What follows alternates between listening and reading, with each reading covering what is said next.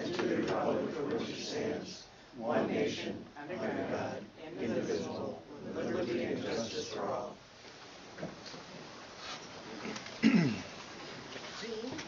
Looking for a motion on the amended agenda. I would make that motion. Second. Mr. Boston made the motion, Mr. McMahon second. Any further discussion? Seeing none, all those in favor say aye. Aye. Aye. Those opposed? Carries unanimously. Motion to recess. I'll make the motion to recess for Health and Human Services. Yes. Commissioner McMahon made the motion. And you second? Okay, Mike second. Okay, all in favor say aye. Aye. Aye. Those opposed? Carries unanimously. Go ahead, Mike. Okay. Start our Health and Human Service meeting. Nancy, give us your director's update. Good evening. It's been a busy month, I'm sure, for everyone, and the Health and Human Service Department included. This evening I wanted to appraise you a bit about the ramifications of some of the proposals in the governor's budget, and also just some of the initiatives at our State Department that will affect services and resources here in Chisago County. So while we're looking at the governor's budget and digesting what it has to say to us, we will note that there are several bed reductions in miscellaneous mental health and chemical dependency provider types across the state. These bed reductions are accompanied with a hope by our State Department that the private market will pick up this service set, particularly in the chemical dependency treatment area. While the facilities themselves are not physically located in Chisago County, I would point out that we use a fair amount of beds on a statewide basis for services for our constituents. And so we will feel the effects of some of these proposals as they march forward. I did share with you a handout from Sue Holden. She is the NAMI, National Alliance for the Mentally Ill, the Executive Director here in Minnesota. And she shared with us what NAMI is paying attention to and hoping for. And what she talked about was the creation of additional psychiatric residency slots, enhancement of the mental health workforce. They're paying attention to bed closures of the children's facility in Wilmer. And then also encouraging an in-depth analysis of the rate structure. That's the payment structure for mental health services of all types. Minnesota providers are sharing that the rates are low for them to stay solvent, and certainly we've heard this over a number of years. What the human service people are saying is we need resource development now, and while rate reform may mean rate increases, bed closures are occurring before the rates can see improvements. So there's much concern about a loss of a safety net, and I'm thinking that you will also hear about mental health needs from our internal partners and the sheriff and the county attorney and court administration. And so these things would be concerning to them as well. The proposal creates 3 new state-operated programs to serve people with complex conditions. Each site will serve 12 to 14. That doesn't begin to meet the need. Currently 40% though of people at Anoka do not need that level of care, but there's nowhere for them to go due to their complex medical and behavioral needs. So remember, there's a cost for people at Anoka County to the counties, and we're trying to figure out with the State Department how to serve these folks well and then get folks moved out of the institutions. And so with, well, I'm not reading verbatim, but with rate reform and with reforms in group residential housing, the expectation is that there will be more community placements of folks with complex needs, and folks will be supported in independent living situations within the communities in Minnesota. And so your staff here in Chisago County, through your Health and Human Service Department, will be working on developing those resources just as other places in the state are. The governor's budget does talk about expanding funding for recovery, and that's specific to children with serious mental illness, and they're planning on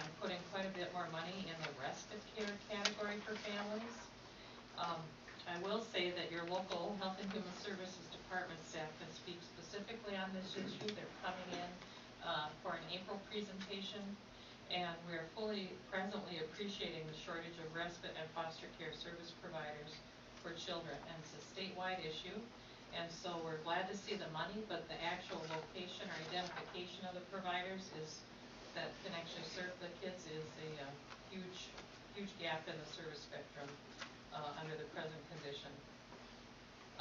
Housing supports for grants with adults with mental illness, again, putting quite a bit of money in that. You will see probably some publication as we roll out with the region crisis program, also more talk about crisis beds for folks. The program revisions underway to reconstruct residential housing allows that money to be used in settings other than licensed facilities. The state will make these changes, and the reforms will probably carry an additional element of county oversight. And so what I'm trying to explain is that the dollars will come out to the community. We'll use them in non-traditional ways, meaning not always in a group home or foster care or an assisted living setting. And so it's really a cultural change for this population. Assertive community treatment teams, they're encouraging those. Today there's not an ACT team operating in Chisago County, not for lack of many work groups considering and strategizing the development of the service, but the Regional Mental Health Initiative, otherwise known as OMNI, have been working on the feasibility of having the service in place. That's an intensive model of county-based support for persons with serious and persistent mental illness, and the ACT teams are staffed with a broad range of professionals, including psychiatry. Geography and client population and reimbursement rates, significant other funding sources have kept this development from coming to fruition to date, but we'll still proceed with trying to put those supports in place as well. As I shared with you, the management team's putting together a more specific report for you in April with details around the challenges and implications existing in the Chisago County and state delivery systems for high needs populations. Today we utilize a number of facilities for the care of the populations and locations outside of Chisago County. More to come.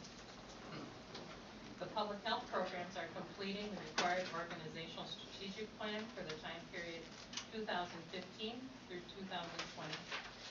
Several interest groups, both internal and external to the HHS department, have been interviewed and invited for in-person input in the state-guided plan. Presently leading the planning process in the HHS department are staff Kathy Gilbert and Ann Norgard. Areas of focus in this planning process include a workforce development, maintaining a competent workforce, engaging the community in health-related issues, and planning and maintaining administrative and management capacity.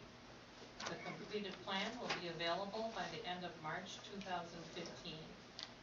I invite you and our public to learn more about the plan and contribute to the plan in these next weeks by reaching out directly to Ann Norgard, or staff person within the Public Health Division of the HHS Department.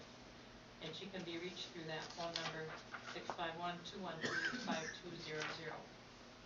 I'm thinking several of you may have received invitation for input in these past weeks. This plan will help guide the HHS Department and the county by guiding the energy of the HHS Department in future years in supporting the health initiatives of the county. A full copy of the plan will come to your attention in near future weeks. Thank you for your ongoing interest in matters of health for the county. The aging and disabilities area, I've made several staff adjustments and assignments in this area in the last 2 weeks. As of the writing, I was finalizing 2 job offers and acceptances. As of 6:15 this evening, we've hired 1 more person, so we've hired 3 people in the last 2 weeks, and they are going through various stages with our HR department for establishing their employment with us. Thank you to Liz Dodge, our Social Services Director, for joining me in attending to this area of service. With her direct work with staff in supporting, sorting, and training matters related to casework in this area, we're seeing some improvements, even though they're sometimes hard to see.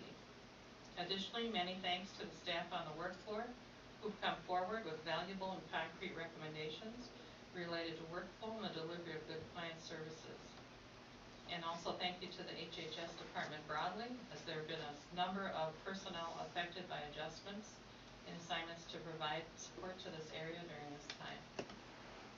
Still at the top of the list of concern is what type of volume should be expected and what work will be required for the state rollout of reassessment of persons using services in this area.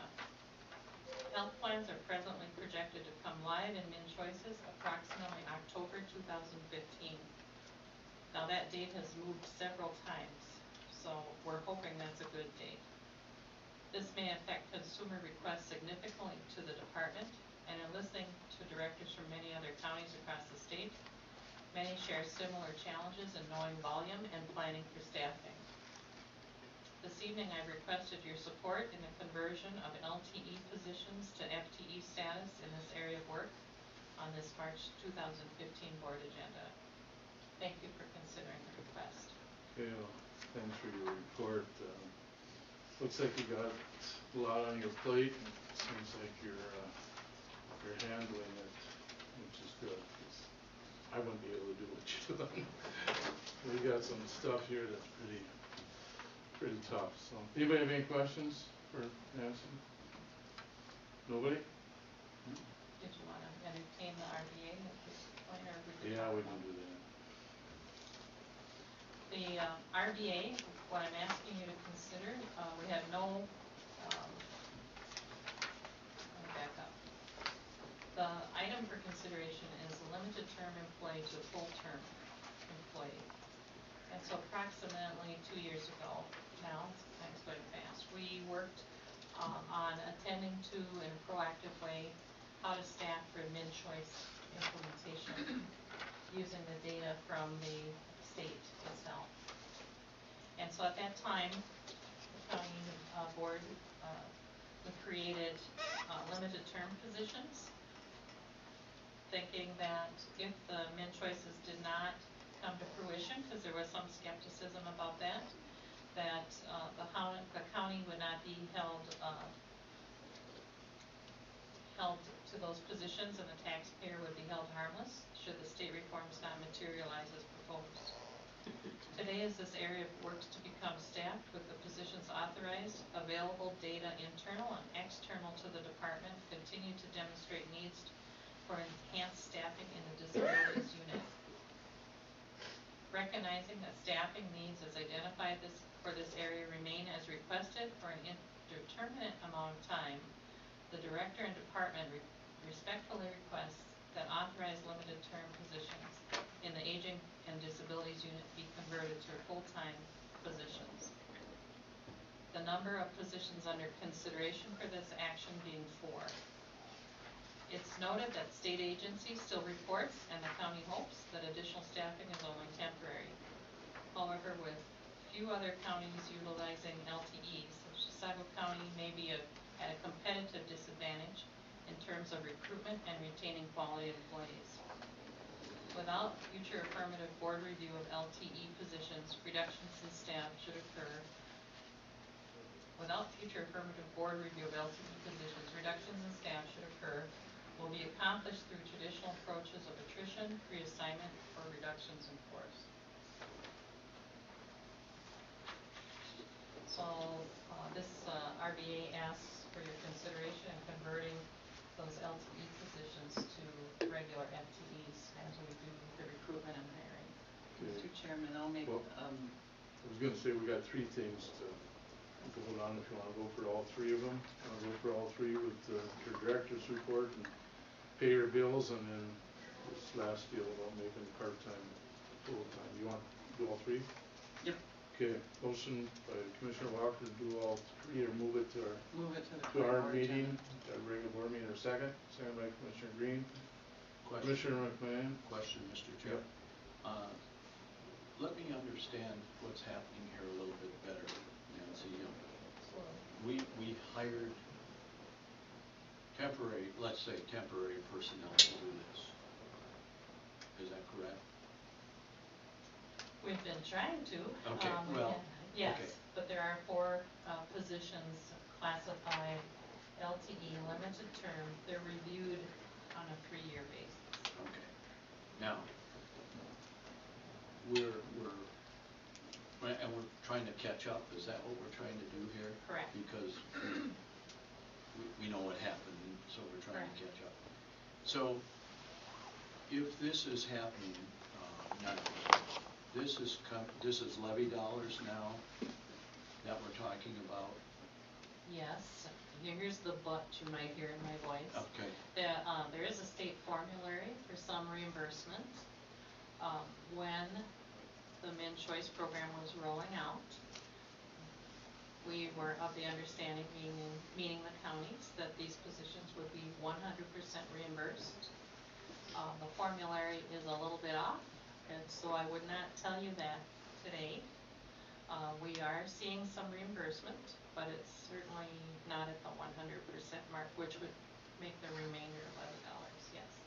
What concerns me, what if this Min Choice changes again, and we've hired these people under the current guidelines of Min Choice that you have to be certified, you have to do all this, and then all of a sudden Min Choice, you know, there is talk that maybe some of this may change through whatever, readjustment of the program or everything, and if we go ahead and hire these people now as permanent county employees,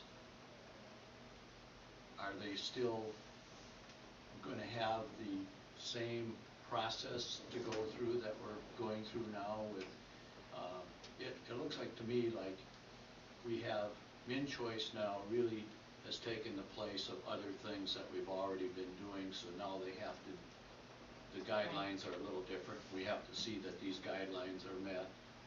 So what happens if, I mean, I've heard other counties asking the same questions that I'm asking you tonight. What happens if Min Choice changes? We go back to our old, I don't want to call it old system, but if the system that we're trying to build isn't working, what happens? Well, if we have other open positions within the department that these folks are suitable for, they would be reassigned. If we don't, then we talk about laying people off. We wouldn't keep resources on the work floor that weren't necessary. I want to keep going on this. So what these people are doing now is doing case assessments They are the keys. under the new guidelines of what they can do. They have to be certified, right? Yes. We do have some ability to use what's referred to as legacy, but that's the old long-term care consultation was what our public would be appraised or used to, and that was a shorter period. Now it's Min Choices, longer period of time to deliver the assessment for the same type of consumer. And I know you can't answer it, but I'm trying to understand. It's very complicated. The Min Choice, Min Sure, yes, and very complicated. What is the state getting the counties into by changing the process? Is what I know. Well, the thinking is that it's a more global assessment. The Min Choice assessment covers many areas of life. And the benefit of that is if you are a person coming for Medicaid services, because this assessment is the key to the Medicaid service spectrum, and Medicaid services pay for things like home care, and it will pay for some of your assisted living services and so on and so forth. And so the thinking is, by delivering a quality global assessment, that it will help the person coming forward maybe make other plans and not need to use those Medicaid services as early, help them realize what some of their options are, and help their families do planning for them. And so one of the big outcomes is supposed to be that it will keep the population from advancing into that complete system of care. I want to keep going on The issue that I see happening is that some of the assisted living facilities, let's just say assisted living. Assisted living facilities could interview and qualify people for assisted living, okay? Yes. Now we're saying you have to be certified to that, so the assisted living providers, there's a whole lot of them out there, can't do this assessment anymore. We have to do it, they have to, or the insurance companies are not doing it anymore. So Okay. it seems to me this is getting, my concern is the people that we're trying to serve. I want to serve them the best I can, and it looks like the system is getting Well, overwhelmed. The county is the lead agency, and as such, we're the purveyor or the keeper of that Medicaid, the Medicaid process.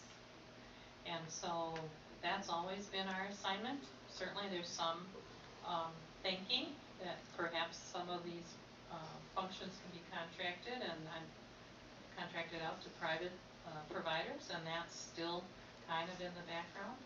But the assessment and the management of the Medicaid service for the given individual, that's always been the county responsibility as a lead. So one of the things Bruce Messel and I talked about a bit is that if there would be a contracting option, we still will have to have some type of workforce to manage the contract. Yeah. It might be a different type of professional, but we still will have that responsibility.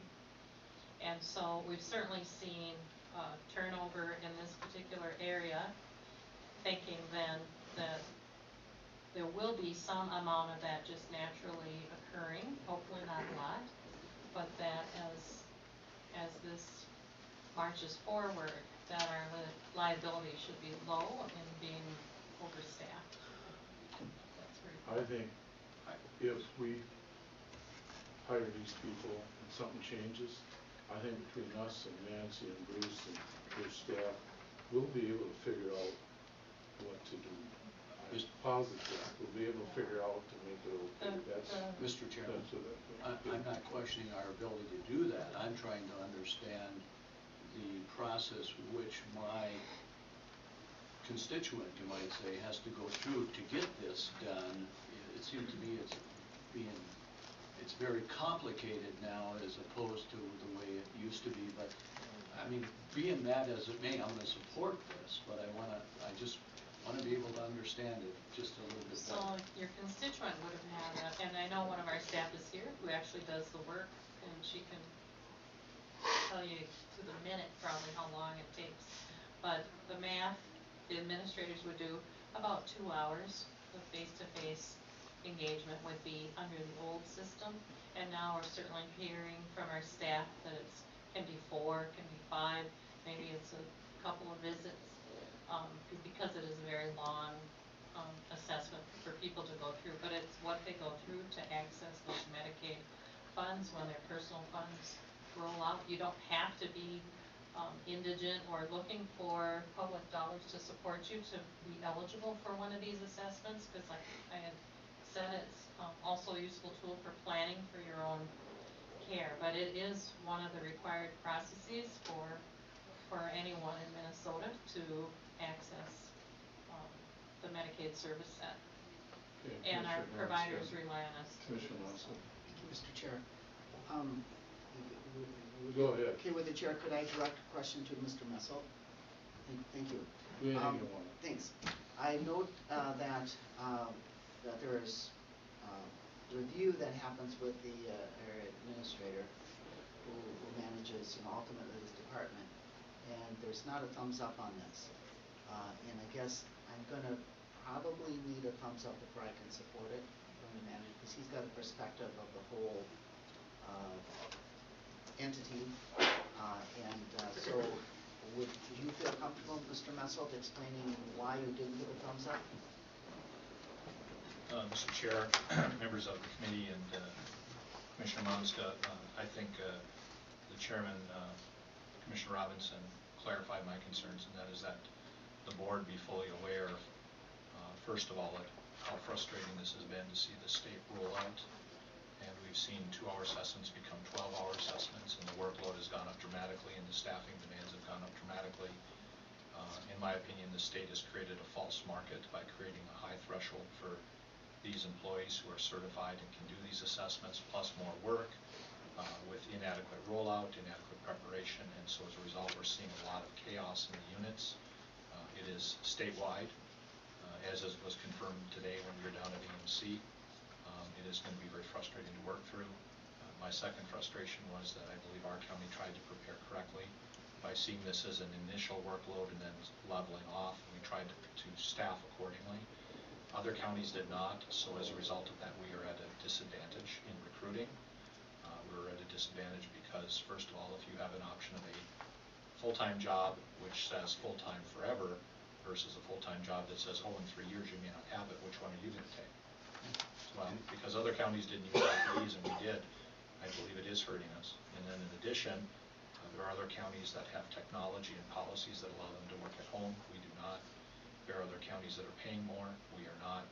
So as a result, I think we're all sensing a little bit of frustration, and if this removes one of those barriers, it makes sense, as long as the county board understands that should we find ourselves with more employees in a few years, we'll have to deal with it. And with Commissioner Robinson's comments today, I would move a recommendation, yes. Okay. Thank you. Anybody got anything else? Otherwise we'll vote on this to move it to our regular meeting. All in favor? Aye. Aye. Opposed, motion carried. Is that it, Nancy? Yes, it is. Thank you very much. We you. need a motion to adjourn our Health and Human Service. Motion by Commissioner Walker, second. Commissioner Green, all in favor? Aye. Thank you.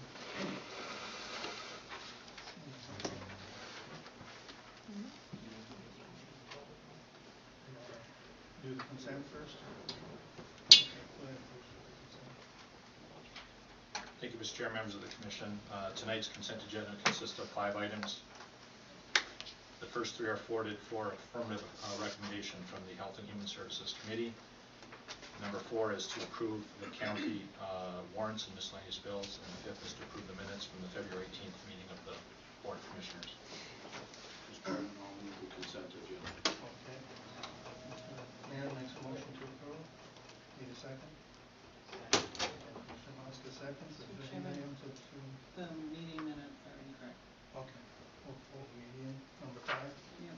Okay. Okay, we'll vote on 1, 2, 4. All in favor, say aye. Aye.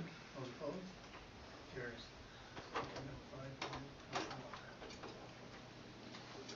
You need a motion? Yes, unless you have correction. Well, I do. I know Commissioner McMahon participated via teleconference in the last meeting, and I believe he and I had a conversation about 2 instances where the connection was lost, and he wasn't voting on matters of the county board, and I only see that is recorded once within the minutes. So we have an issue of a vote being recorded that was inaccurate. Mr. Chair, members of the Commission, does Commissioner Walker have a specific motion that you think he was not voting on?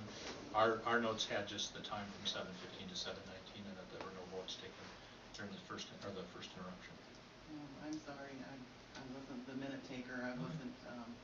I remember just making a comment to the chairman at the time that the connection was lost, and we went on to vote, and he was aware that the connection was lost and indicated an absence, but to what motion, I don't know. I guess if the board would like to lay over the minutes, we can review our notes again. To our best of our knowledge, we covered it here, but we can sure review it. That's important to the board. Maybe just give a chance to Commissioner McMahon to review and see what he may have missed. Commissioner Robinson. I don't think it's a big deal. He was marked for absent for some of the votes, right? Because part of the time, the thing was off. He wasn't voting. Yeah, we'd have to go back to our paper notes. Chase wrote these up as best as he could, but again, we can review it if you just want to lay it over, and we'll do another scrub.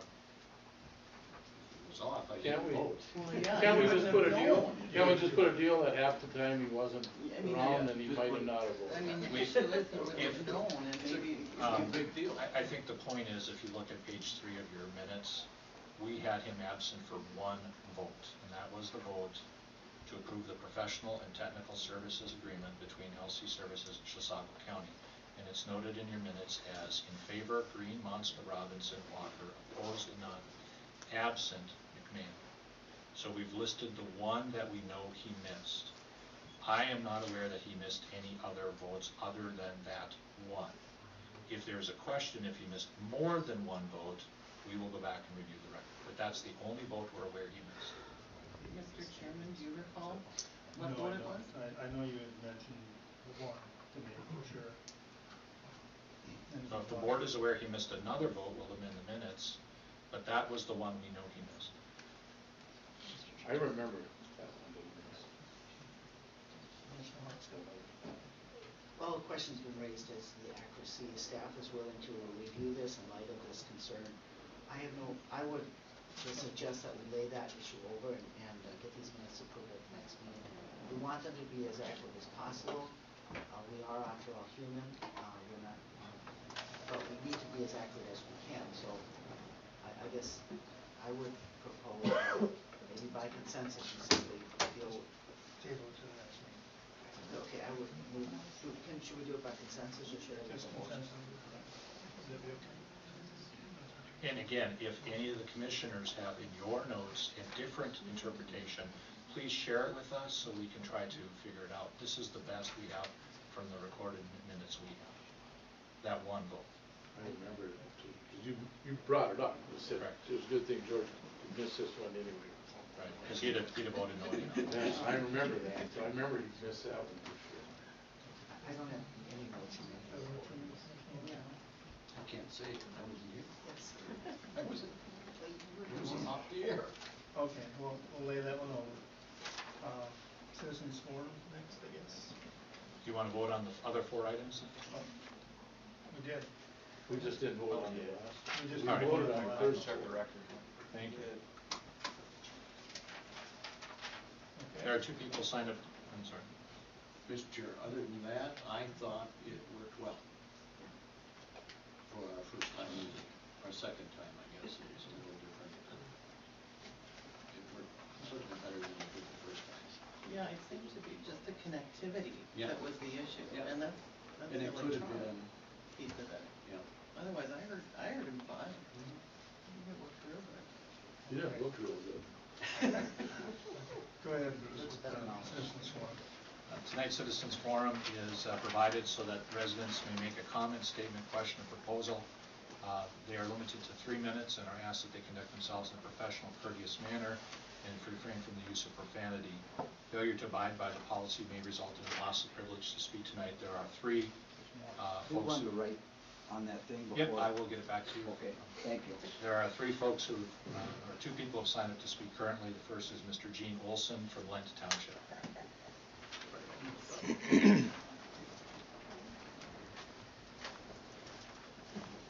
I'm Gene Olson from Lent Township. I didn't make the meeting on Monday evening because of family emergency about the radio user fee increase. Oh, guy in the clock loud enough? Well, I ain't mad yet, you wait and see how you'll hear me. Anyhow, as I understand it, that the fee increase is going to take place rather suddenly because of the large non-users. However, what I'm speaking about is townships and cities have already set our budgets and levies for 16. We won't see that money till 17. The quickest we could adjust that is in 16. We'll see that money in 18. So an increase in the fees, and for speaking for Len Stacy, is going to be about $5,000. There seems to be a way that that could be worked around. It looked to me, by the figures I reviewed quickly, is about a 15 or 14 or 15% reduced usage.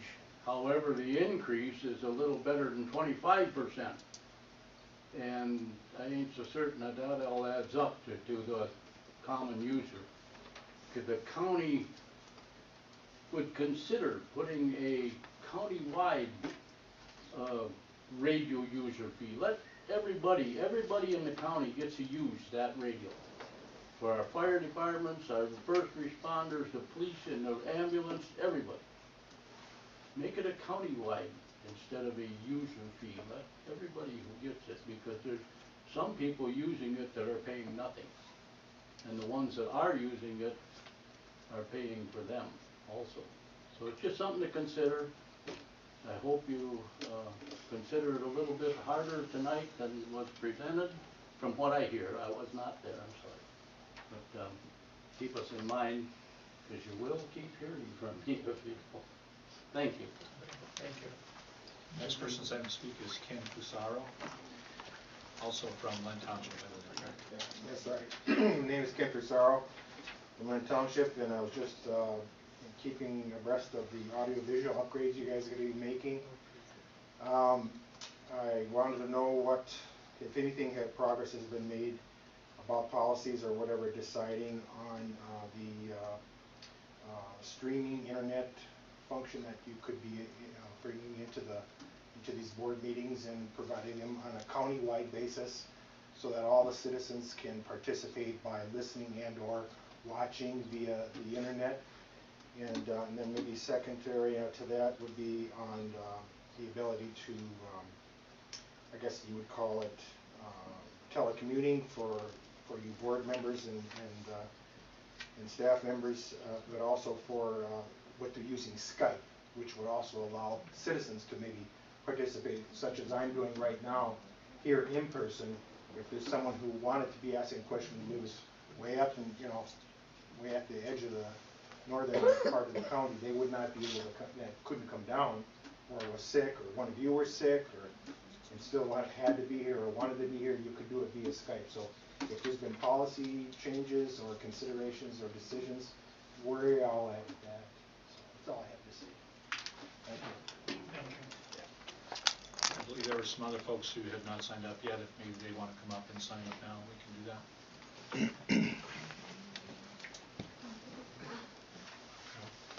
You just want to give your name, and I'll try to catch it, and then you catch me afterwards. Absolutely. My name is Sean McMurray, S-D-A-N. Last name is McMurray, M-C-M-U-R-R-A-Y.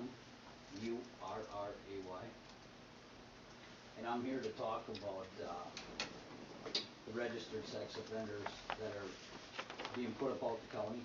And my biggest thing is all these local municipalities are passing referendums or laws or anything else to make the people not be able to register in their towns, or have restrictions, laws against where they can live and how close they can live to county parks and everything else. Schaefer's doing it right now. Taylor's Falls has one enacted. City of Lindstrom has one enacted. Chisago has one enacted. Wyoming has one enacted. So you're pretty much pushing them out to the county. I don't appreciate it. We live out in the country. My wife, she's not safe to get into her vehicle. I gotta go out there and check her vehicle for her, make sure there's nobody in the back seat. All these things, and then they say they're within 150 feet, 200 feet is where these people can be because they're on a GPS bracelet. Well, that could put the guy at the front door. It could put him at the mailbox. It could put him at the bus stop at the end of the road by little kids that are getting in and off the bus. But there's nothing that regulates them. Can we get something started to put regulations where these people can be put in our communities or in the Chisago County? That's about all I have to say at this point. I'll let the floor have it. I'm really kind of upset and disappointed that this has happened in our county. There's 4 houses on this road. It's a dead end off of County Road 14 and Lang Avenue. There's a house on the corner that Mike Kangas lives in. The next house is owned by Richard Burgett. Then it's my house, and then Aurelius. The river's behind us. And when these offenders moved in, the level 1s and the level 2s, we weren't even notified because there's no law making it public notice that they are moving in. The crimes that they did are on children, and they were horrible. The one gentleman had raped a 5-year-old, the girl was either 5 or 6 years old, but no public notice was given because it wasn't a law to do so, but yet these people are just moved into our road with us not even knowing. The girl next door has a 5-year-old daughter. They would stand at the window and watch her every day. I don't even want to sit on my couch and watch TV because at the time that Bookwalter Stanton was there in the house, you don't know if somebody's sitting outside your back window looking in at you, and you're living in the country. We're not in the middle of, I'm not moving into a highly populated area and being upset that I have a neighbor. I moved from the city to Chisago County on Lang Avenue to live on the river on 7 acres and have privacy, to be able to walk around my yard and to have my kids grow up in a country atmosphere. Not putting blinds on all my windows and being afraid and like going from loving to be home alone to being totally terrified of being by myself in my own home. And for my husband to have to check my vehicle every time I do get outside. I'm just begging you to please, I know that they have to let them out and I know that they have rights to live places, but please make some stipulations so that they can't be a certain amount of feet from a bus stop, which is right out their front door. Make it so they have to be, I don't know, and I'm a horrible speaker, I apologize, but I just need to put it out there that we have to do something to protect people that are trying to live a country life.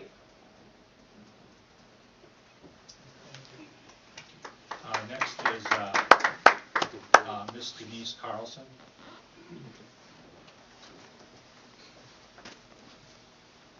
Hi, I'm Denise. I also live across the street from Sean and Missy, and I have 3 little kids who get off the school bus and run inside the house because they know that these 3 gentlemen were watching them. I grew up with a family that this Thomas Stanton Bookwalter victimized. I know the family.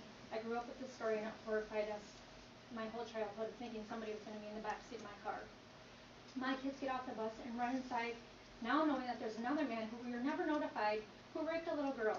And I have 2 little girls myself who go outside and play in their playhouse, who I now have to tell they cannot go outside all summer long. They will be inside because there's A, an attempted murderer who could have been there looking at them, B, 2 sex offenders who rape little children. So that you're not going outside, you're staying in all summer long. So she made it very clear at the meeting that I understand these people have to go places, but she said the housing for these guys is very limited. There's not a whole lot of places for them to go, which leads me to believe that they're coming back to this house, whether it's them or somebody else, because the other counties have passed this law. They are coming to this house, which we all live. There's wives, it's full of children. There's 4 different bus stops that come through there. These guys should not be allowed to look out their big picture window at all of these kids. And they call it, they have to be in suitable housing. And I would like to know, how is that suitable housing being placed together, 3 of them together, who don't have the same restrictions? Thomas Stanton couldn't have a cell phone. The other guys didn't have that same restriction. So you don't think he's going to maybe go look on their cell phone or their iPads and find this family that he's continued to threaten over the years of being in jail, whose daughter, this lady's daughter, lives within miles of me, and he's allowed to be back in this county? It's absurd that there is not some sort of restrictions for these people. I understand they have to be let out, they have to be put somewhere, but there has to be a law where they cannot be put within so many feet of the children and ruin our lives because of the mistakes that they've made. I mean, my children go cry themselves to sleep every night because they know that within 500 feet there's sex offenders and attempted murders. These guys need to be, well, you don't want to know where I think they need to be, but the nice point, they need to be in the middle of a field or somewhere where there's not surrounded by women and children, and so we have to live every day in fear. There has to be a new law passed where these guys are not allowed to be and hurt people because they say they will reoffend, and they will. At whose cost? Thank you. Dave Forsythe. Well, I'd like to say thank you for giving us the time to voice our opinions. And I'm not sure if any of the board members attended the informational meeting that was held up at the North Branch High School. But if you were there, you saw that there was quite a turnout of people. And of course, the turnout was there because the concern is there. And I guess what we're asking for is the board to start the steps of taking consideration, serious consideration of passing a similar ordinance as other communities have around us. They're taking steps to protect their citizens and people who live in adjacent communities by passing ordinances that can restrict the relocation of particularly level 3 sex offenders into their communities. And so that's what I would really urge you to do, to seriously take a look at this. There's an awful lot of concern. I know there are a lot of concerned people that I talk to, not just on the streets where these people live in such close proximity, but people in the whole general area were greatly concerned as well. And I did talk to some of the other women, and they were trying to form different groups. And there are other people who are trying to organize in a manner to try to get an ordinance passed in our county as well. So I'd just like you to thoughtfully consider it.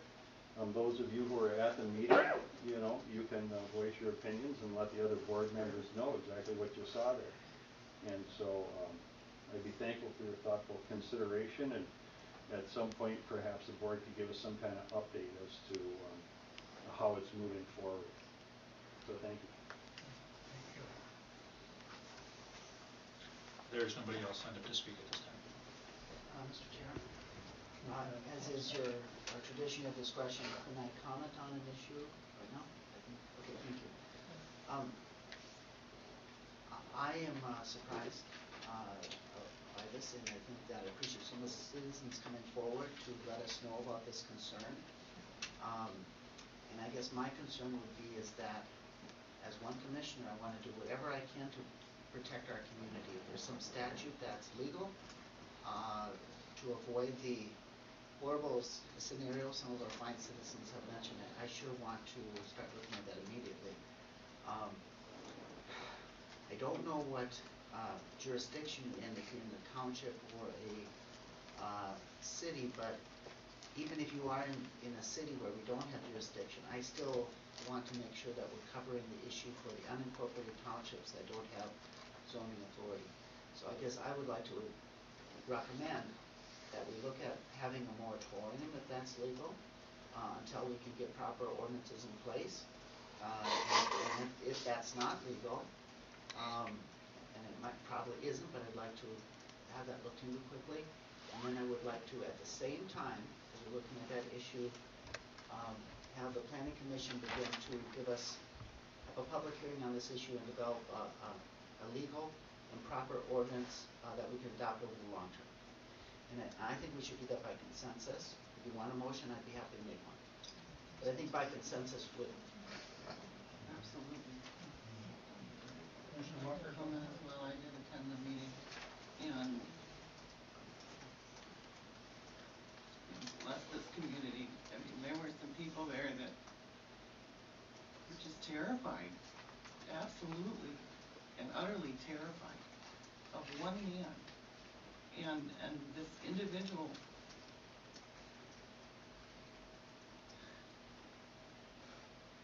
sorry, Jan, you got some marching orders to give us some instructions, some research to do? I think the first question was to bring an update to the county board and then to work with the planning commission to address or look or possibly enact an ordinance that would limit the residency of predatory offenders in our unincorporated areas of the county. And the other subpart of that was Commissioner Monska's request to examine whether or not a moratorium would be lawful in order to limit that until such an ordinance could be put into place. Is that Moratorium. Moratorium? Would be as broad as legally possible until we can do a proper ordinance. No, not to allow any further placement of whatever the classification would be that would be legal. and can that be placed on our next agenda, please? An option for a moratorium. We'll be prepared.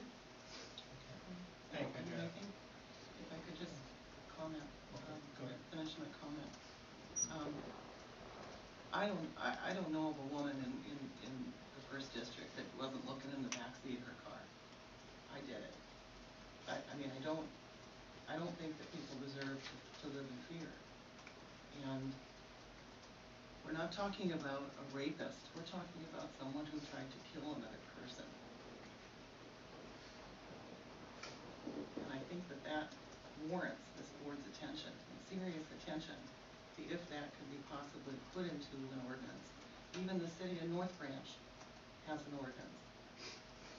I mean, it seems like all the cities around us have an ordinance, and I think this gentleman who spoke was absolutely accurate. It's pushing them into the rural areas, pushing them into North Chisago Lakes. And I, quite frankly, don't want to see the Department of Corrections change Chisago County in this way. I think we need to send a very strong, bold message that if you do this to another human being, we don't want you back.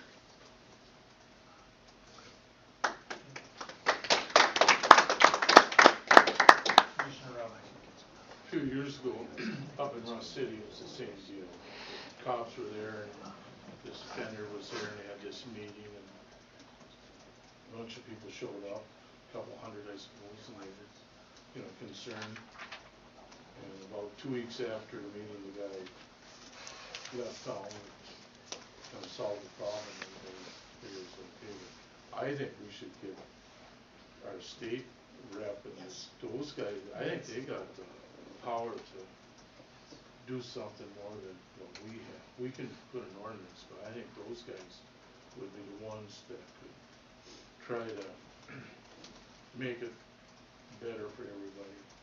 So I think, I don't know, we should send those guys a letter to see what they can do or whatever, but I think, or these people here too should get a hold of their state rep and state senator and tell them to get going on it. Mr. Chair, I wanted to follow up on this, you know, no one, I have daughters, I have a wife, and I have grandkids, and I don't want any of this to be happening in our county. But I think what we have to do is, as elected officials, we've got to start talking about this not only to our state representatives, but we have to talk to this about how housing on the Fair Housing Act or all this works, because in today's society it's not working. It's not working the way I think it was intended to work. And so while I fully support what we're doing here, I think we got to do more than just create an ordinance. An ordinance might help temporarily. We have to change the law, the Fair Housing, I think it's the Fair Housing Act or whatever it is, you know. But that's what we're talking about here, and taking these offenders and treating them as what they are, offenders, and they're bad people. And I don't care if they're level 1, 2, or 3, they're still offenders. We keep them out of our neighborhoods. Okay, Janet has her marching orders, so we hope to get some information back soon, so thank you. Thank you all for coming. Thank you. Okay, let's move on to other business. Bruce? Mr. Chair, members of the commission, item number 6 is a request from the county auditor to authorize seizure, sale, and disposal of abandoned property, particularly personal property, that has been approved for several tax forfeited parcels. The parcels are listed in the background information, and the requested motion would be to approve the seizure, sale, and disposal of abandoned personal property. Commissioner McMahon makes a motion to approve. In a second.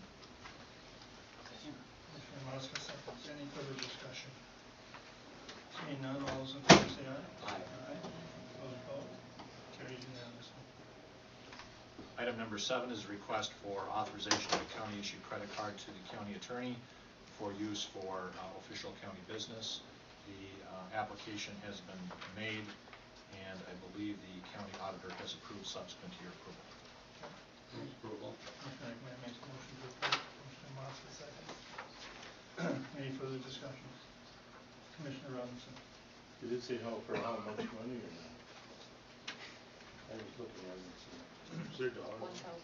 1,000. Mr. Chair, members of the commission, Commissioner Robinson, for a department level, it's usually $1,000. Oh, yes. Department heads. Okay. I'm sorry, I didn't get a second. Second. Motion, second, Monska, thank you. You have it? Yeah. All those in favor say aye. Aye. Aye. Those opposed? Carried unanimously. Item number 8 is a request for professional services contract amendment with Hallstrom Consulting. Ms. Hallstrom has been working with the county assessor, who is bringing the item forward to you to prepare the county for installation of a new software system. The original consulting services was from 2014 for $10,000. The request is to authorize an additional $10,625 to complete the planning and preparation for the new PMS system. The county board did authorize $250,000 for the software purchase. This would come out of that account. Move approval. Commissioner McMahon makes a motion to approve. Commissioner Walker seconds. Any further discussion? Seeing none, all those in favor say aye. Aye. Those opposed? Carried unanimously. Item number 9 is a request from Sheriff Duncan to approve a replacement of a clerical staff in the sheriff's office. It is noted that the clerical staff is not, by its function, an essential personnel position. Therefore, the sheriff is requesting from the board a waiver of the 3-month waiting period to allow the person to be filled immediately. He considers the position essential, even though by classification it is not. I would note that pursuant to board direction and next week's Budget and Finance Committee, there will be discussion about whether there's efficacy in continuing this policy altogether. Need a motion to Move approve? approval. Commissioner McMahon makes a motion to approve. Commissioner Monson seconds. Any further discussion? Seeing none, all those in favor say aye. Aye. Those opposed? Carried unanimously. Item number 10 is a personnel requisition for seasonal employees from Joe Triplett, the county engineer. The request is to approve hiring of 8 seasonal employees to work for the Public Works Department for summer 2015. It is noted that this is one of the positions or groups of positions we've been able to re-add back to the budget. You will note these positions have been cut for several years due to budgetary constraints. Joe had requested and you had approved as part of the 2015 budget bringing back these temporary seasonal positions. He's very excited to do that, and we do recommend approval. Commissioner McMahon makes a motion to approve. Need a second? Commissioner Monson seconds. Any further discussion? Seeing none, all those in favor say aye. Aye. Those opposed? Carried unanimously. Item number 11 is a personnel request also from Joe Triplett to backfill an equipment operator position. We have a retirement, and Joe would like board permission again to waive the 3-month hiring freeze to replace that position immediately. Need a motion to approve.